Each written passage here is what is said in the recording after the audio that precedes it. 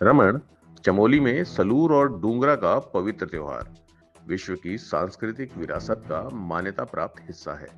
इसे 2009 में यूनेस्को की अमूर्त सांस्कृतिक विरासत सूची में शामिल किया गया था, जब भारत सरकार ने नामांकन फाइल संख्या 00281 के तहत अपने आधिकारिक दस्तावेज जमा किए थे। यह मान्यता महीनों की सामुदायिक भागीदारी, विस्तृत दस्तावेजीकरण, अनुष्ठानों के सत्यापन और इस बात के प्रमाण के बाद मिली कि यह त्योहार गढ़वाल हिमालय में अभी भी एक जीवंत परंपरा है। हमारी संस्कृति, हमारे त्योहार और हमारी विशिष्ट पहचान की रक्षा करना हमारा ही दायित्व है।